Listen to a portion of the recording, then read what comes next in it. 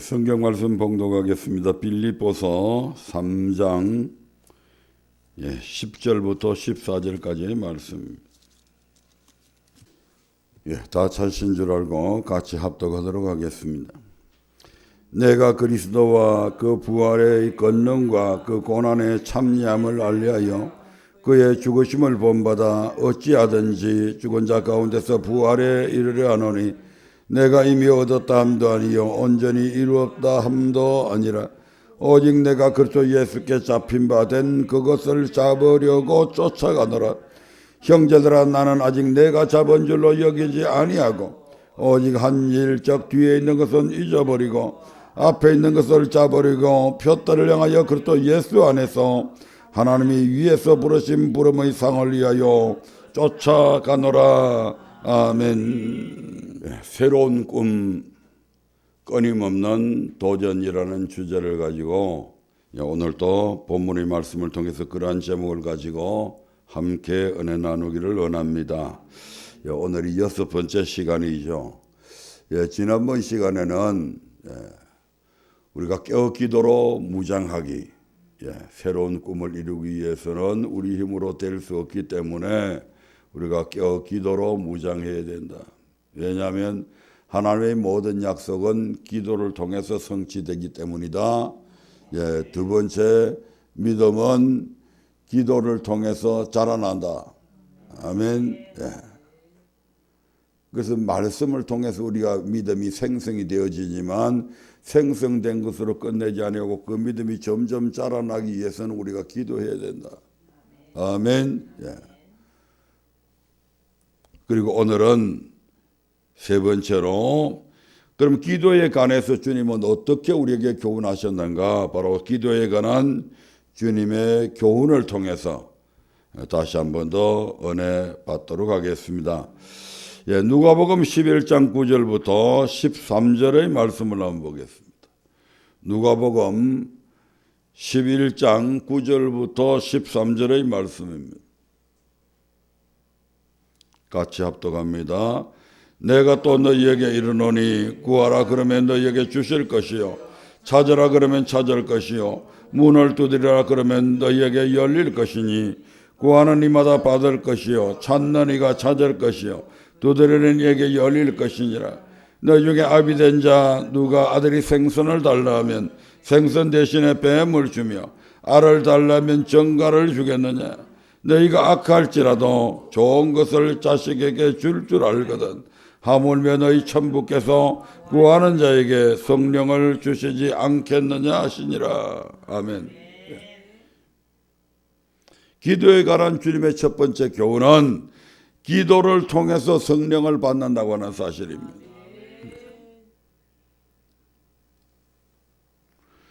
이 누가복음 11장 9절부터 13절까지의 이 말씀을 들어보지 아니한 기독교인은 아마 아무도 없을 것입니다.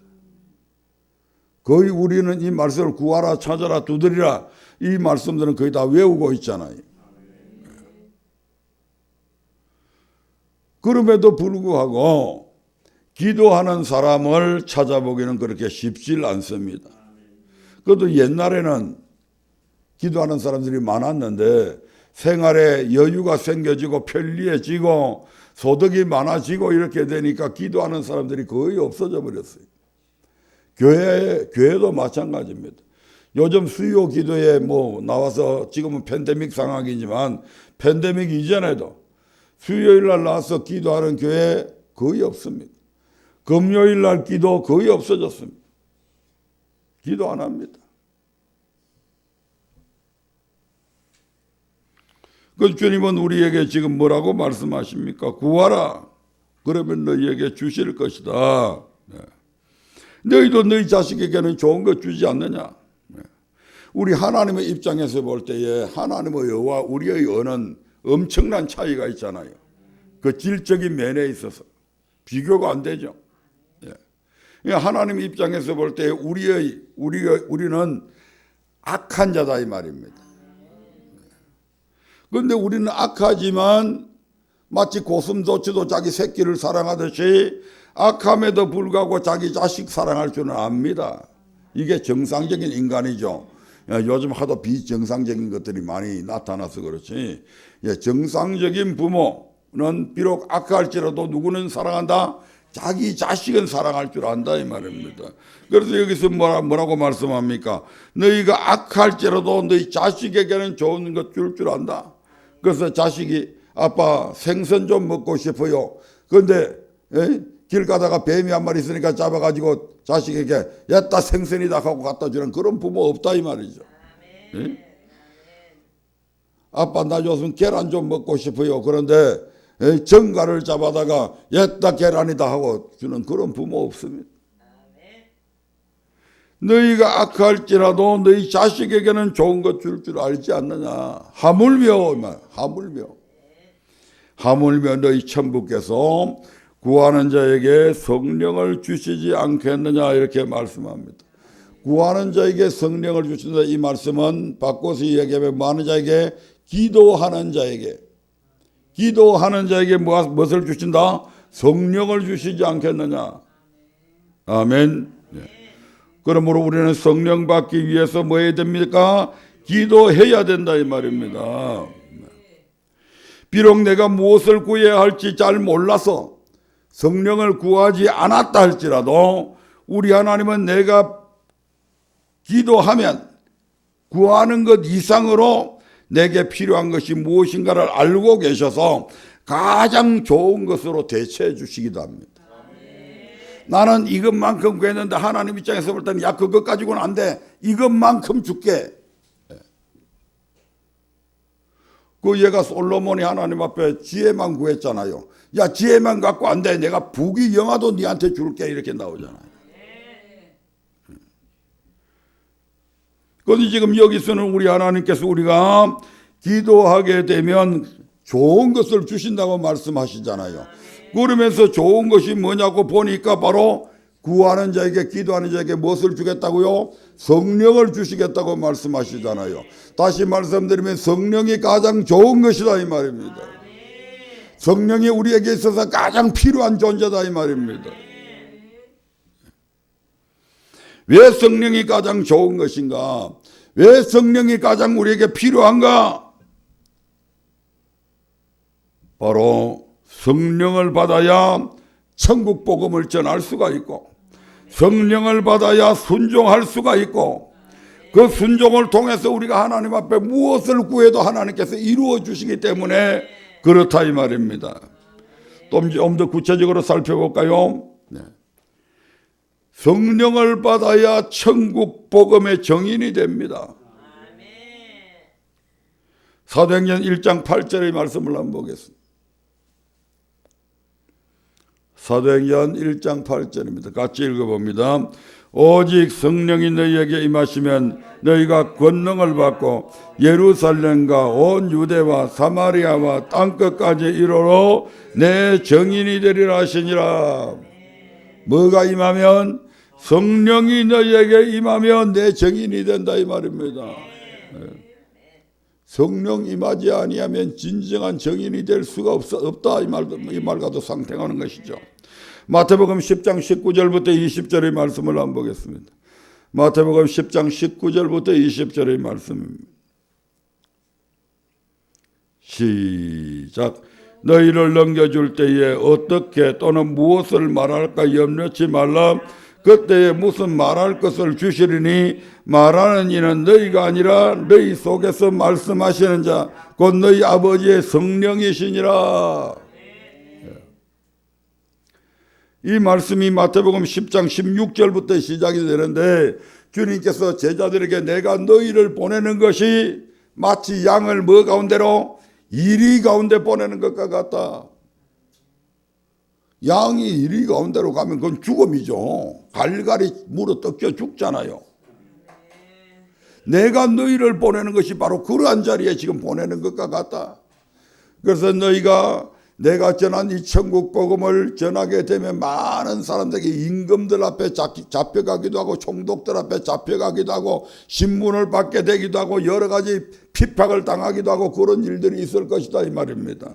그리고 그런 사람들 앞에 재판장 앞에 또는 그런 왕 앞에 또는 그런 총독들 앞에 잡혀갔을 때에 내가 무엇이라고 변명할까 그런 거 염려하지 마라 이 말입니다. 내가 어떻게 그들의 고문 앞에서 주님을 나의 주라고 시인할 수 있을까 그런 거 염려하지 마라 이 말입니다. 누가 말하게 해준다고요? 성령께서 말해주겠다. 내가 말하게 해주겠다 이 말입니다. 너희들이 나를 부인하지 아니하고 죽음 앞에서도 당당하게 나를 시인할 수 있게 그런 사람으로 만들어 주겠다. 누가 그렇게 한다고요? 성령이 그렇게 하신다고요.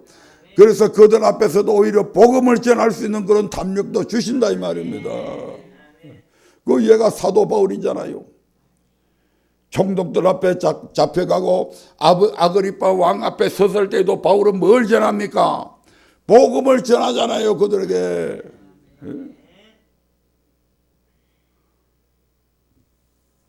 당장 그 재판에서 죽을지 모르는 이 사도 바울이 그 총독과 임금들 앞에서 도리어 당당하게 복음을 전합니다. 그렇지 사도 바울이 뭐 담력이 세서 그게 아니에요. 말하게 하시는 분이 누구였다고요? 성령이었다 이 말입니다.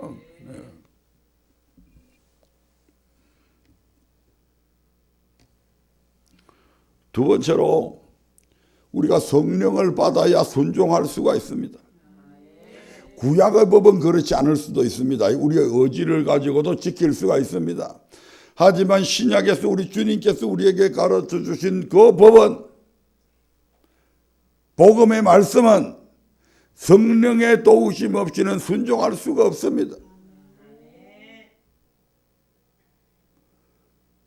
절대로 순종할 수 없다고 하는 그 고백을 한 사람이 바로 누구였다고요? 사도 바울이 그렇게 했다 이 말입니다. 로마서 7장 9절부터 한번 보겠습니다. 로마서 7장 9절부터.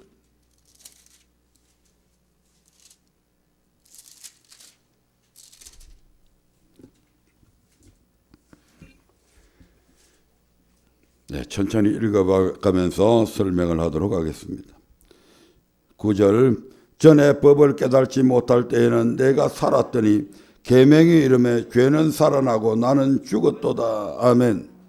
전에 법을 깨달지 못할 때는, 전에 율법을 깨달지 못할 때는, 전에 법을 깨달지 못할 때는, 아니 사도 바울이 구약의 율법을 모르는 사람입니까? 흔히 통달하고 있습니다. 아멘. 그런 사도 바울이 전에 법을 깨달지 못할 때에 여기 이 법은 어떤 법이냐면 주님께서 가르쳐 주신 생명의 법 말입니다. 주님께서 가르쳐 주신 생명의 말씀이 말입니다. 주님이 가르쳐 주신 그 법은 모세의 법과 어떻게 다릅니까? 모세의 법은 끝의 법만 얘기했지만 주님이 우리에게 가르쳐 주신 제자들에게 선포하신 그 법은 어떤 법이었다고요? 끝의 법 플러스 속의 법까지도 다 포함되어져 있다 이 말입니다. 우리 내면 세계에서 지켜야 될 법, 우리의 바깥 세상에서 우리의 몸 밖에서 일어나는 일이 아니라 바로 내 내면 속에서 주어진 이 법, 지켜야 되는 법 말입니다. 그 법을 전에는 깨달지 못했는데 이제는 주님께서 가르쳐 주신 그 계명이 내 안에 들어옴을 통해서 그 계명을 가지고 내 속에 있는 주님께서 주신 그 계명을 가지고 내 마음을 비춰보니까 마음속에 잠재되어 있던 온갖 죄가 살아났다 이 말이죠. 거기에 대입을 해보니까 죄는, 죄의 싹은 뭐라고요? 사망이다. 아, 내는 죽게 되었구나. 내가 천국 갈 수 있는 그런 자가 아니구나.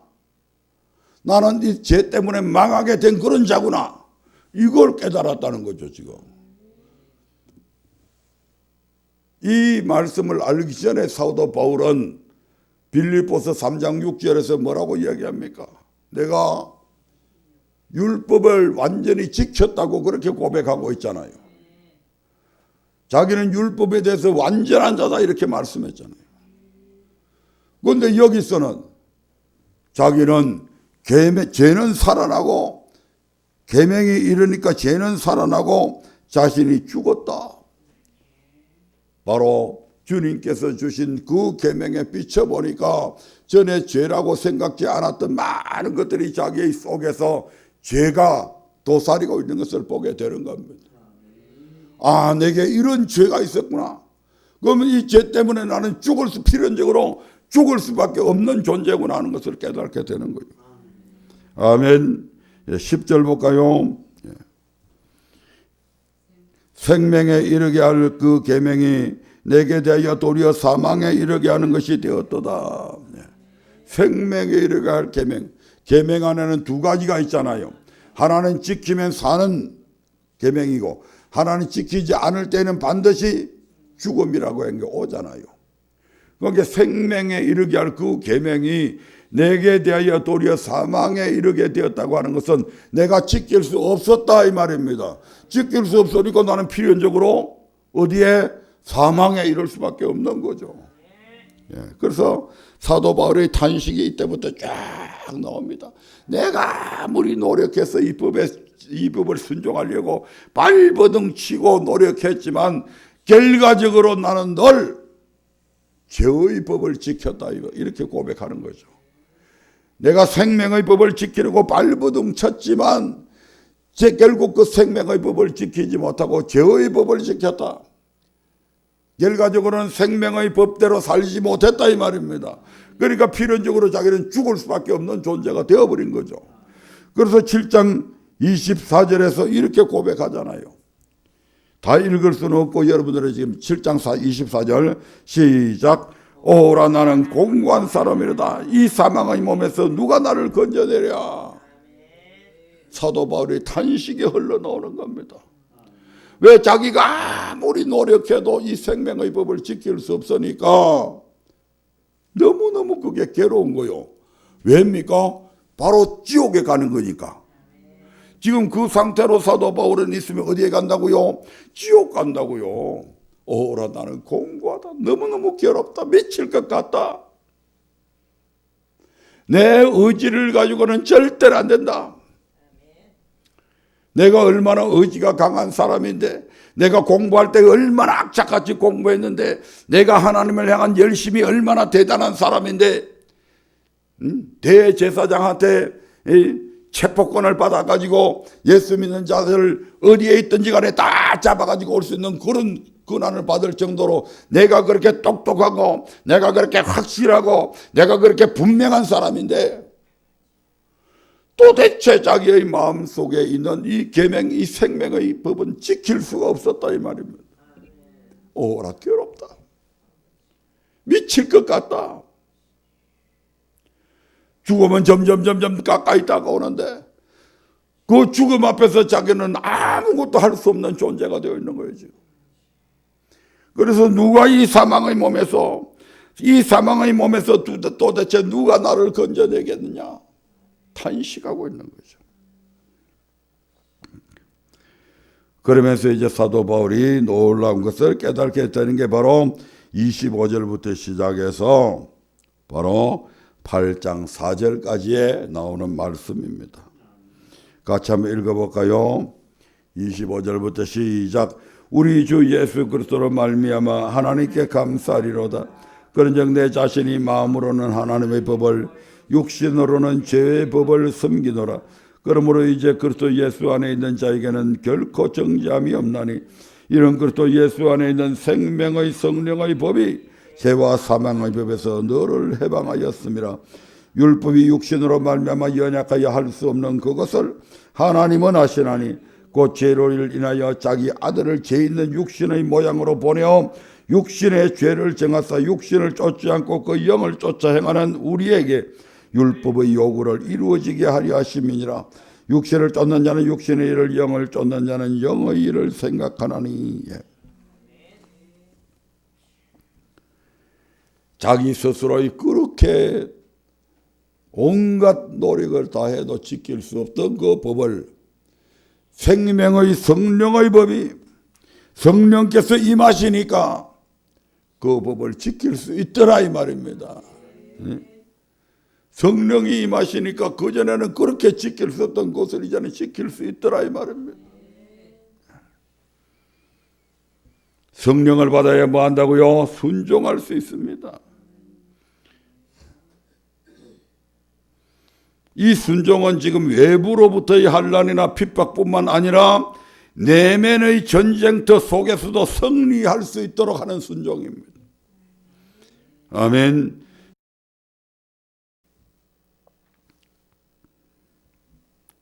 이러한 순종은 우리 의지 갖고 되는 게 아니다 이 말입니다. 오직 성령을 통해서 가능한 겁니다.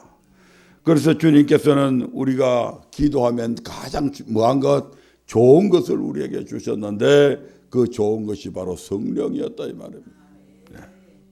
성령 받아야 천국 복음 전할 수 있고 성령 받아야 순종할 수 있다.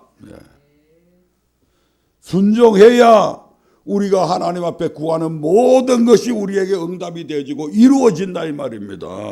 그래서 세 번째, 무엇이든지 원하는 대로 이룬다. 성령 받아야 무엇이든지 원하는 대로 이루어지는데 그것은 바로 성령께서 우리를 순종하게 하기 때문에 순종하는 자들에게는 무엇이든지 원하는 대로 이루어지게 되어 있잖아요. 아멘. 요한복음 15장 7절을 한번 볼까요? 요한복음 15장 7절입니다. 시작. 너희가 내 안에 거하고 내 말이 너희 안에 거하면 무엇이든지 원하는 대로 구하라. 그리하면 이루리라. 너희가 내 안에 가고 내 말이 너희 안에 거하면. 아멘. 우리가 하나님의 말씀에 순종하게 될 때에 우리가 하나님 안에 거하게 되는 겁니다. 아멘. 그렇게 거하게 된 사람들이 하나님 앞에 무엇이든지 원하는 대로 구하면 그리하면 뭐 한다고요? 우리 주님께서 이루어 주겠대요. 아멘. 내가 이루는 게 아니에요. 우리 하나님께서 이루어 가시겠다는 거예요. 여러분이 이루려면 피땀 흘려서 해야 되지만 우리 주님께서 이루어 주시는 것은 굉장히 쉽게 이루어 주십니다. 아멘. 예. 그래서 주님께서는 우리에게 기도하는 자에게 무엇을 주신다? 성령 주겠다. 아멘. 더 열심히 기도하면 더 성령으로 충만하게 주겠다. 아멘. 예, 그래서 열심히 기도해서 성령 충만 받으시는 저와 여러분들 되시기를 주의 이름으로 축원드립니다. 예, 두 번째 주님께서 우리에게 주신 기도의 교훈은 강청의 기도입니다. 무슨 기도요? 강청의 기도. 강제로 청하는 거죠. 예. 누가복음 11장 5절부터 8절의 말씀을 한번 보겠습니다. 누가복음 11장 5절부터 8절입니다. 또 이르시되 너희 중에 누가 벗이 있는데 밤중에 그에게 가서 말하기를 벗이여 떡 세 덩이를 내게 빌리라. 내 벗이 여행 중에 내게 왔으나 내가 먹일 것이 없노라 하면 저가 안에서 대답하여 이르되 나를 괴롭게 하지 말라. 문이 이미 닫혔고 아이들이 함께 나와 침소에 누웠으니 일어나 내게 줄 수가 없노라 하겠느냐. 내가 너희에게 말하노니 비록 벗됨을 인하여서는 일어나 주지 아니할지라도 그 강청함을 인하여 그 소용대로 주리라. 지금 이 강청함의 기도는 쉽게 이야기해서 그냥 강청함이지 따지고 보면 땡깡 부르는 거잖아요. 이게 억지로 구하는 거잖아요. 억지로 내놔라 이 말이죠. 그냥 하나님 이거 내놔요. 이거 나 줘요 이거. 하나님 앞에 땡깡 부르는 거예요. 그런데 이걸 누가 이렇게 하라고 가르쳤다고요? 주님께서 그렇게 가르쳤다니까.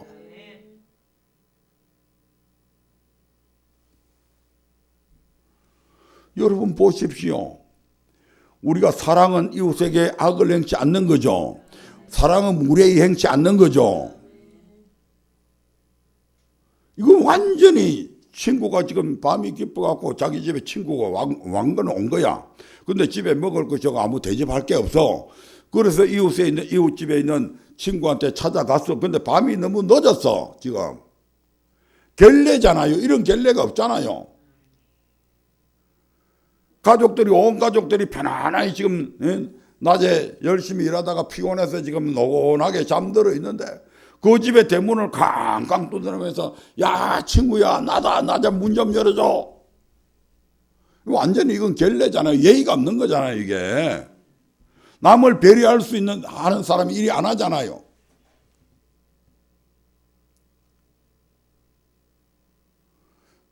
참 이렇게 하고 싶어도 체면 때문에 이거 밤이 늦었는데 아이고 내일 하지 뭐. 아유 어떻게 이 늦은 밤에 가서 너무 집에 문을 두드리냐. 아무리 친구지만 이런 생각 하잖아요 우리가. 그런데 주님은 아니다 이 말이죠. 하나님 앞에 할 때는 뭐 배려하고 뭐 이런 거 필요 없다. 가서 이런 기도해라 이 말이 지금 우리 하나님이. 이걸 사람이 시켰다면 우리가 무슨 소리 하는 거예요 그게 예의도 없게. 이렇게 이야기할 수 있지만 이런 기도를 지금 누가 하라고 시킨다고요? 주님이 그렇게 지금 요구하잖아요. 이런 기도 해라 이 말이에요. 이런 기도.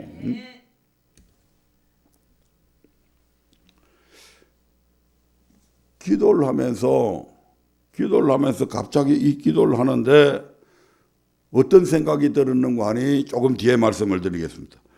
목회자는 성도들이 교회에 나오면 성도들에게 영혼 구원에 이르는 믿음으로 자라나도록 그들을 가르치고 지키게 하는 일에 최선을 다해야 합니다. 아멘. 이게 목회자의 기본적인 사명이고 도리잖아요. 그들에게 먼저 천국 가도록 영혼 구원에 이르는 믿음을 가질 수 있도록 그들에게 계속해서 가르치고 지키게 해야 하도록 타이르고 때로는 건면하고 때로는 책망도 하고 훈계도 하고 해야 되잖아요. 뿐만 아니라 기도하는데 하나님께서 뭘 생각해요? 야, 네 벗이 누구냐? 주님도 내 친구라고 그랬고요. 내 성도들도 나와의 친구들이 벗이 될 수가 있는 건데요. 야, 그러면 그 성도들이 교회에 나올 때 그들이 때로는 병든 몸을 가지고 나오는 자들도 있을 것이고 여러 가지 문제를 갖고 나오는 사람들도 있을 것이다. 때로는 어떤 사람들은 직장의 문제로, 때로 어떤 사람들은 사업의 문제로, 어떤 사람은 결혼의 문제로, 어떤 사람은 성전의 문제로, 어떤 사람은 가정사의 여러 가지 문제들을 가지고 교회에 나올 수 있다. 그들에게 목사는 상담해 줘야 하고 상담을 한다고 다 해결되는 거 아니잖아요. 그래서 그들을 위해서 내 벗이 내게 찾아왔는데 나는 그 벗에게 나는 그 성도들에게 이러한 것들을 다 해줄 수 있는 능력이 있어요 없어요? 없어. 내가 무슨 돈이 많아가지고 목사가 돈이 많아가지고 가난한 성도가 왔는데 그걸 부유케 할 수 있는 이것 가지고 사업해봐 하고 내가 자금을 떼줄 수가 있습니까? 뭘 해줄 수가 있어? 난 아무것도 못 해줘. 벗이 내 집에 왔는데 벗이 하나님의 성전에 왔는데 목사인 나는 아무것도 해줄 수 없더라 이 말입니다. 그런데 그걸 해줄 수 있는 분이 한 분 계셔. 그분이 내 친구라. 그래서 그 친구이신 예수님한테 찾아가가지고 주님 우리 교회에 이런 분이 왔는데 주님 우리 교회 아무개 성도가 이렇게 이런 어려움을 당하고 있는데 이거 좀 도와주세요. 이거 좀 해결해 주세요. 목사는 그런 기도도 해야 된다 이 말입니다. 이 말씀을 했는데 갑자기 그게 막 확 충격적으로 와닿더라고요. 네 성도들을 위해서 그런 식으로 해봤냐?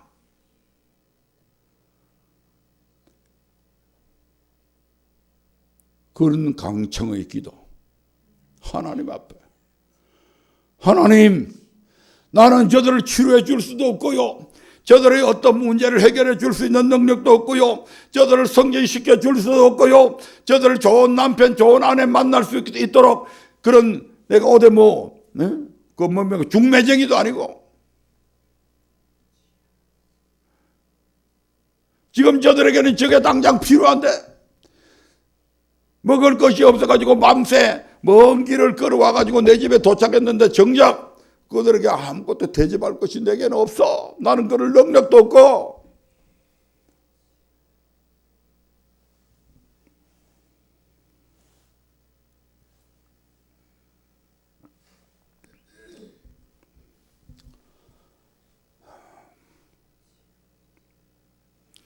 이런 기도를 누가 시켰다고요? 우리 주님께서 가르쳐 주셨다고요. 그래서 이제부터 주님 앞에 땡깡도 좀 부려보려 합니다.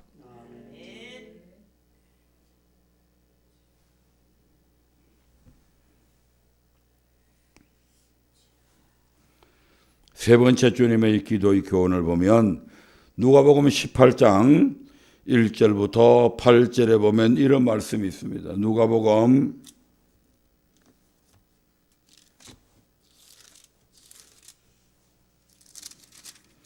18장 1절부터 8절의 말씀을 한번 보겠습니다. 항상 기도하고 낭망치 말아야 될 것을 저에게 비유로 하여 가라사대 어떤 도시에 하나님을 두려워 아니하고 사람을 무시하는 한 재판관이 있는데 그 도시에 한 과부가 있어 자주 그에게 가서 내 원수에 대한 나의 원한을 풀어주소서 하되 그가 얼마 동안 듣지 아니하다가 후에 속으로 생각하되 내가 하나님을 두려워 아니하고 사람을 무시하나 이 과부가 나를 번거롭게 하니 내가 그 원한을 풀어주리라. 그렇지 않으면 널 와서 나를 괴롭게 하리라 하였느니라. 주께서 또 가라사대 불의한 재판관의 말한 것을 들으라. 하물며 하나님께서 그 밤낮 부러짓는 택하신 자들의 원한을 풀어주지 아니하시겠느냐. 저희에게 오래 참으시겠느냐. 내가 너희에게 이르노니 속히 그 원한을 풀어주리라. 그러나 인자가 올 때에 세상에서 믿음을 보겠느냐 하시니라. 항상 기도하고 낭망치 말아야 된다. 그런데 많은 사람들이 응답할 때가 가까이 오면 오히려 그때 돼서 아이고 응답도 안 해주는 걸 해라 주저앉아버리고 기도 안 한다 이 말입니다. 그러니까 주님께서 뭐라고 얘기합니까? 그러지 말고 낭망하지 말고 끝까지 응답되어질 때까지 성취되어질 때까지 기도해라 이 말입니다.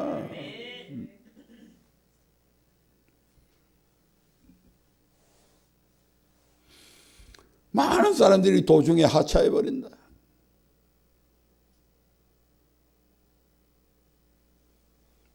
나아만이 엘리사를 찾아갔을 때 엘리사가 나아만에게 뭐라고 얘기합니까? 저 요단 강물에 가서 7번 몸을 씻으라고 얘기합니다. 나아만이 기분이 상해서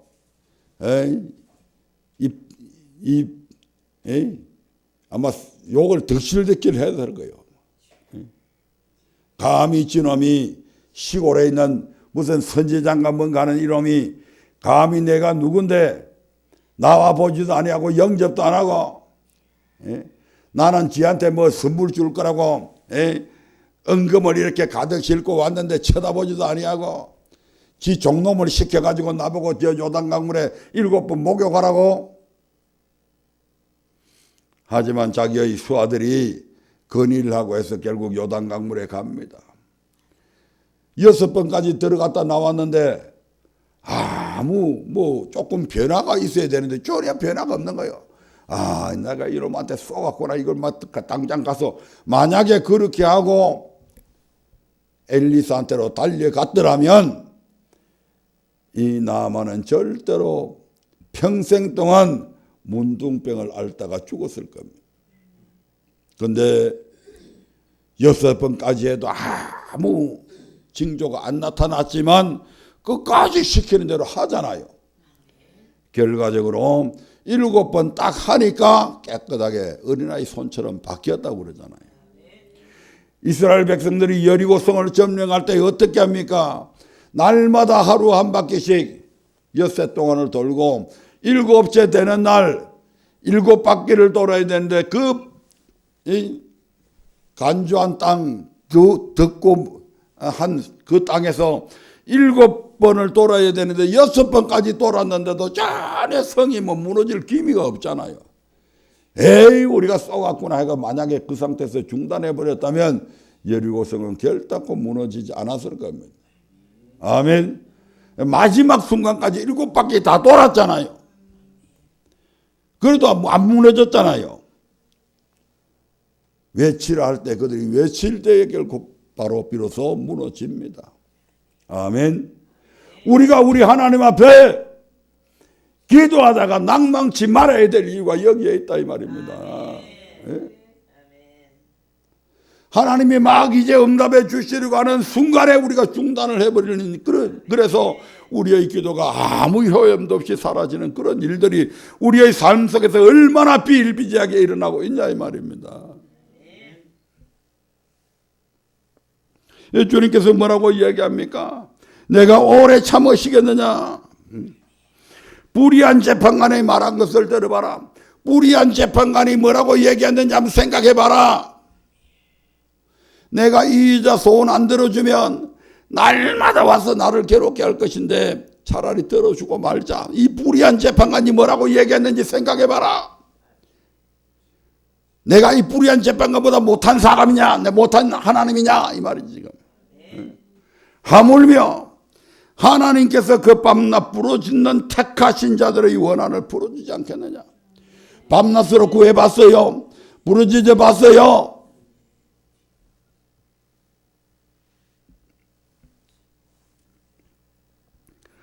절대로 오래 참지 않겠다. 그러나 인자가 올 때에 세상에서 믿음을 보겠느냐. 안 믿는다 이 말입니다. 믿고 끝까지 기도해야 되는데 어느 정도 해보다가 안 되면 그냥 포기하고 안 믿는 거요. 포기해버리는 거요. 포기는 왜 포기합니까? 안 믿으니까 포기해버리는 거요. 에이 이만큼 했는데도 안 해주네. 인자가 올 때에 지금 주님께서 오실 때가 가까이 왔잖아요. 주님께서 오실 때가 가까이 오면 올수록 사람들 속에 믿음이 있다 없다? 믿음이 떨어졌다. 믿음 있는 사람이 극히 보기가 힘들다 이 말입니다.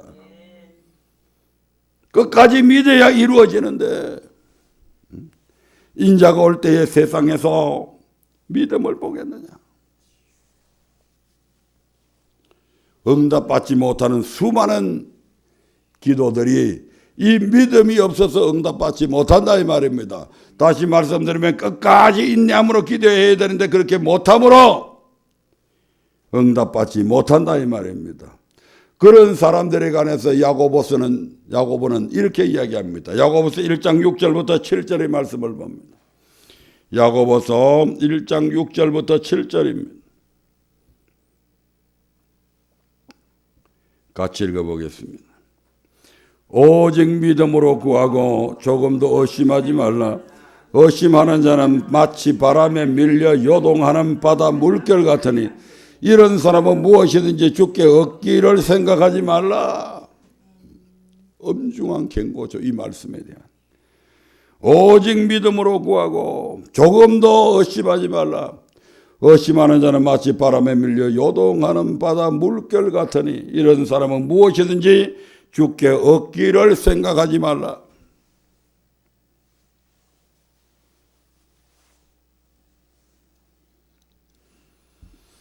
바람에 밀려 요동하는 물결은 정함이 없습니다. 어느 방향으로 움직여야 할지 스스로 결정하지 못한다 이 말입니다. 물결이 여기 있습니다. 남풍이 붑니다. 그러면 물결이 어떤 쪽으로 가요? 네, 북쪽으로 가잖아요. 근데 물결이 여기 있습니다. 북쪽에서 또 남풍이 불어요. 그 물결이 어디로 간다고요? 남쪽으로 간다고요. 이 물결이 자기는 아무것도 결정할 게 없어 지금. 바람 부는 대로 지금 움직여지는 거예요. 정함이 없다 이 말입니다. 아무 의지도 없고 내가 하나님 앞에 이 목표를 두고 어떤 기도의 제목을 갖고 구하면 그것이 관철될 때까지 끊임없이 계속해서 그 방향으로 나가야 되는데 어느 정도 나가다가 안 되면 또 방향을 틀어서 또 엉뚱한 기도를 하는 거예요. 왜? 이만큼 해도 안 되니까 또 방향을 트는 거예요. 이게 요동하는 바람에 밀려서 요동하는 바다 물결이 바로 이와 같다 이 말이죠. 예. 이런 사람은 무엇이든지 주께 얻기를 생각하지 마라. 이건 새도 아니고 쥐도 아닌 바로 박쥐 같은 사람이다 이 말입니다. 박쥐가 뭡니까? 새도 아니고 쥐도 아니잖아요. 그래서 박쥐야. 말씀을 맺으려 합니다.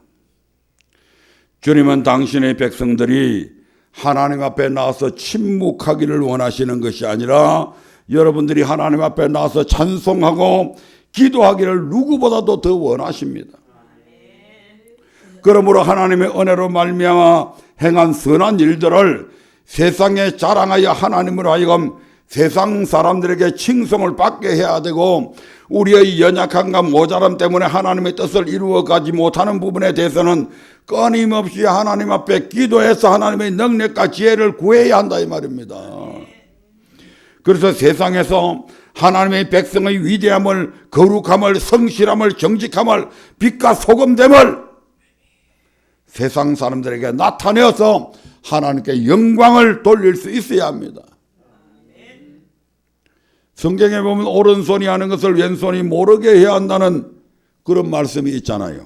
하지만 이것은 크리스찬 공동체 안에서 행여 그것이 남을 도와준 것이, 아무개 집사님 도와준 것이 오히려 나의 자랑거리가 되고 이로 인해서 나 자신이 교만해지거나 그것도 도움을 입은 형제자매들의 자존심을 손상시킬 수 있기 때문에 주신 교훈이지, 하나님께서 하신 또는 하나님의 은혜로 하신 일들을 통해 하나님께 영광 돌릴 수 있는 일까지 잠잠하고 있으라는 그런 얘기는 아니라 이 말입니다.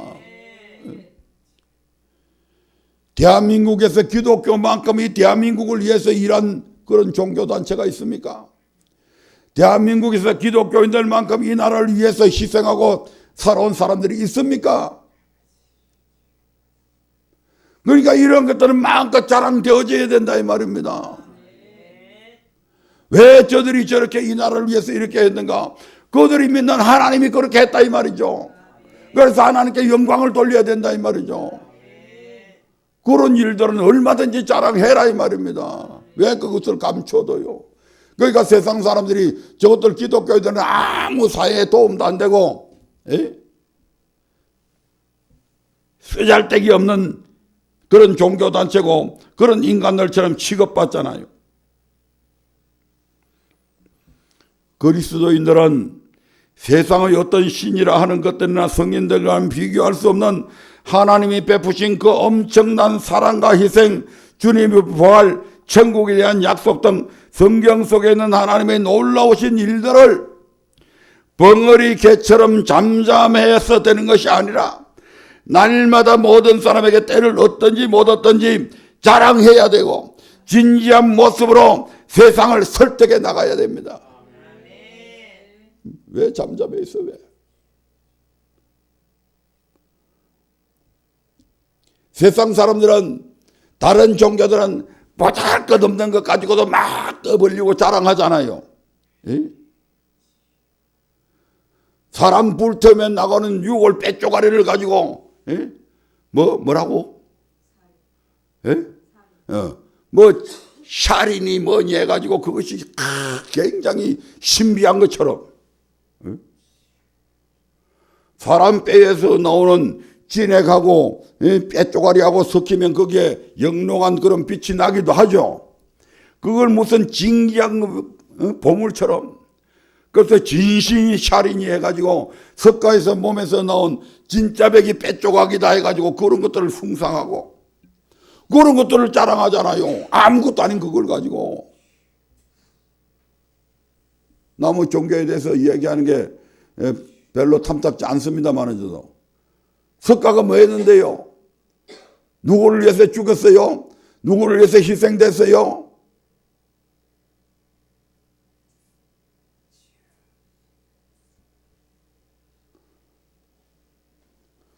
그가 어떤 자비를 대자대비하다고 그러는데 어떤 자비를 베풀어 주셨는데 그가?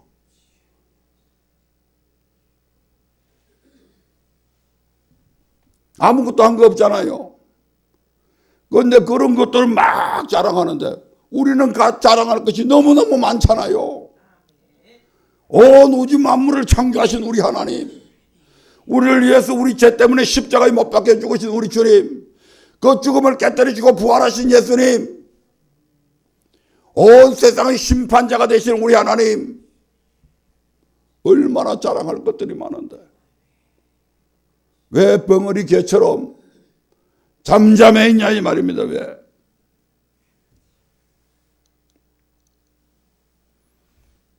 우리 하나님을 우리가 자랑하지 않으면 누가 자랑해 줄 것입니까? 세상 사람들이 기독교를 자랑해 줍니까? 아니면 마귀 새끼가 자랑해 줍니까? 절대 아닙니다. 바로 우리가 우리 하나님이 하신 일들을 자랑해야 됩니다. 그러기 위해서는 기도해야 합니다. 왜냐하면 그 일에는 환난과 핍박과 때로는 목숨을 걸어야 할 일들이 있기 때문에 그렇다 이 말입니다. 하지만 거기에는 분명한 하나님의 약속이 있습니다. 영원한 천국, 영원한 생명이 보장되어 있다 이 말입니다. 우리 언약 식구들 모두에게 이와 같은 놀라운 은혜와 참여하는 영광이 있기를 주의 이름으로 축원드립니다. 다 같이 기도드리겠습니다.